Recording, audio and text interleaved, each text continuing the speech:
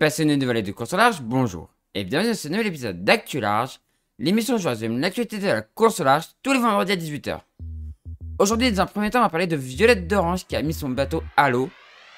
Ensuite, on va parler de Norbert Sedlacek qui est parti pour son tour du monde un peu spécial.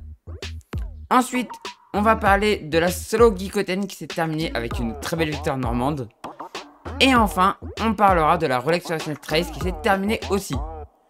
Du coup, je voulais m'excuser de ne pas avoir fait d'actu large pendant la semaine dernière. J'ai pas pu parce que je travaillais en fait tous les jours quasiment. Juste le week-end, c'était un peu compliqué. Donc du coup, j'ai pas fait d'actu large, j'en suis désolé. Mais c'était pas volontaire, voilà. Du coup, je vous rappelle que si vous voulez rien louper des prochaines vidéos, n'hésitez pas à vous abonner et activer la petite cloche de notification. Et si vous voulez me retrouver en live sur Twitch, en live tous les jours sauf les gens indiqués dans le planning qui est en post communauté sur YouTube ou sur mon Discord. Le lien du Discord est en description de la vidéo. Et le lien de la chaîne Twitch est aussi en description de la vidéo. Et du coup, on commence tout de suite avec Violette d'Orange et son nouveau bateau. C'est maintenant officiel. Violette d'Orange est bien candidate au prochain Vendée Globe sur le Uber de Jean Le Cam, renommé Devenir, comme son Figaro. Le bateau a été remis à l'eau cette semaine sous ses nouvelles couleurs, dont celle de McDonald's, dont certains restos sont sponsors du projet. Le projet porte cependant toujours les couleurs d'Apprenti d'Auteuil, ce qui en fait aussi un projet solidaire. C'est top pour Violette qui sera la plus jeune concurrente et même plus jeune concurrent au départ du Vendée Globe. Elle va partir sur un super bateau, fiable, éprouvé et assez rapide pour se battre avec les autres bateaux à dérive. La première navigation devrait arriver dans les prochains jours et on va bien évidemment suivre cette skipper très prometteuse dans Actu Large. Il est reparti encore une fois, après plusieurs tentatives infructueuses, il est reparti, Norbert Sedlacek est reparti pour un tour du monde un peu particulier, puisque c'est un tour du monde, entre guillemets, par les deux pôles, où il va monter à l'extrême nord, passer des îles que je vais vous montrer après, et ensuite il fera le tour de l'Antarctique, donc il passera potentiellement les deux cercles polaires, donc ce qui est assez énorme quand même, hein. C'est un tour du monde assez énorme, qui est inédit. Je me rappelle qu'au tout début, l'objectif c'est de passer par le passage du Nord-Ouest. Ça a été abandonné après la crise du Covid. Mais c'est un très très beau projet. Alors qu'on voit que malheureusement ça a été des premiers jours compliqués parce que pas beaucoup de vent, de la molle. Donc qui lui a permis du coup de réparer quelques petits soucis. Et ensuite c'est parti du coup en direction de l'Irlande. On monte direction l'Irlande. On reste pour l'instant sur le plateau, on a quitté un tout petit peu le plateau continental. Mais on monte vers l'Irlande.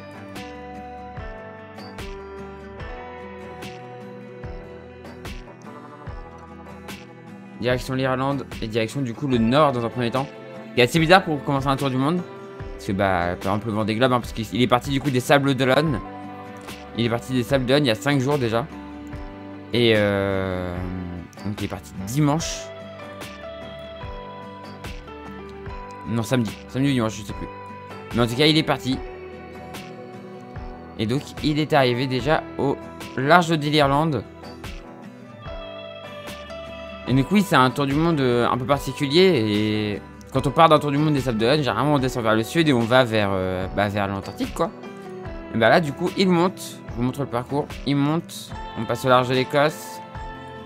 On vient chercher des îles à l'extrême nord. Regardez ici, on va chercher des îles ici. Donc très loin au nord. Plus haut que Cap Nord ici, donc c'est vraiment très nord. Ensuite ça redescend direction l'Islande. On passe entre l'Islande et le Groenland. Et là après on part sur un parcours du coup qui est connu, hein. Descendre vers le sud. Passage de l'équateur, là ça va être le moment plutôt agréable. Ensuite on rentre dans les mers du sud. Passage dans toutes les mers du sud. Des 3 grands caps. Passage des 3 grands caps. Et ensuite la remontée. Et l'arrivée du coup au Sable d'Olonne. Après un tour du monde sans escale, en solitaire sans escale. Et pour ceci, il lui reste encore 28 963 000 à l'heure actuelle. C'est assez énorme. C'est assez énorme. C'est un très beau projet.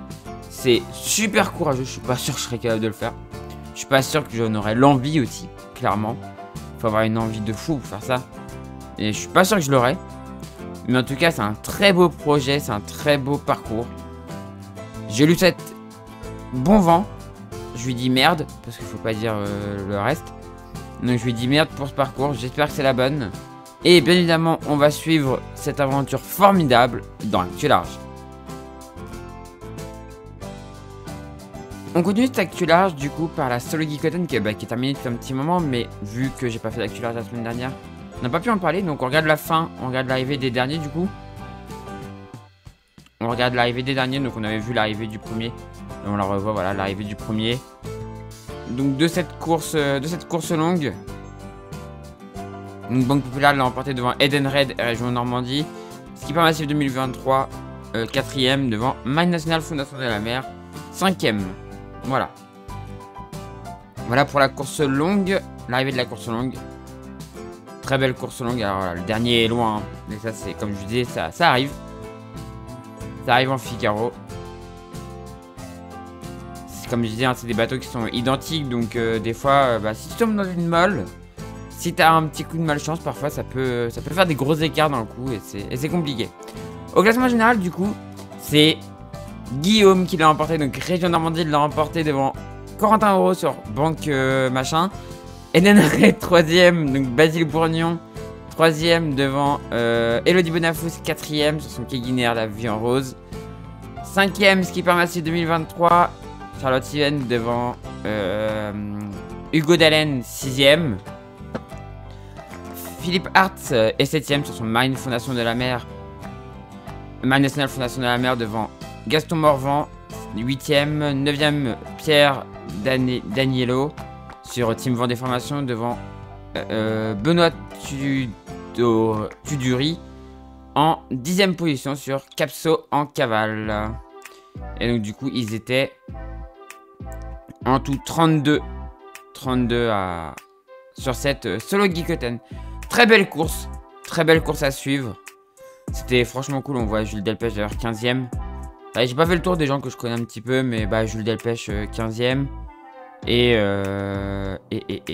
j'ai pas regardé, mais je sais pas s'il y était. J'ai même pas fait attention s'il y était, mais je crois pas qu'il y était. Donc du coup voilà. En tout cas, c'était une superbe édition encore de la solo Geekoten. C'est toujours cool, les courses en Figaro 3, c'est toujours super cool à suivre. Et bien évidemment, on suivra la solitaire du Figaro qui normalement est la prochaine course, donc fin août. On la suivra bien évidemment dans Actu Large. On revient à cette Actu Large pour le plaisir. On regarde l'arrivée des derniers bateaux de la Rolex Fastnet Race. Ça aurait été une très belle édition avec de la tempête au départ. Je connais quelqu'un qui l'a malheureusement abandonné, qui était en course, qui l'a malheureusement abandonné parce qu'une partie de l'équipage ne se sentait pas. Lui ça allait, mais bon, il y a une partie de l'équipage qui ne se sentait pas. Et donc voilà l'arrivée des derniers. La procession vers Cherbourg. Beaucoup de monde du coup à Cherbourg. Et donc voilà l'arrivée. Et très longtemps, hein. Ça a duré quand même un moment. Allez, 27 juillet, il y a encore des bateaux qui arrivent. 28 juillet, un bateau qui arrive au sud de la pointe là-bas. Et donc on avait eu l'arrivée de la dernière classe. On avait l'arrivée de la dernière classe, donc toutes les classes étaient arrivées. Et maintenant du coup, le final avec un bateau qui tire au milieu de la Manche. Qui part au milieu de la Manche pour finir sur Cherbourg, qui décide de contourner le DST par le nord. Et donc voilà, les derniers. Faut savoir, c'est un peu comme sur la Sydney Hobart, il y a des vieux bateaux, même des bateaux en bois et tout, donc il y a des bateaux très lents. Il y a des bateaux très lents sur ce genre de course, sur les courses sur ce genre de course, il y a des bateaux très lents, donc c'est normal.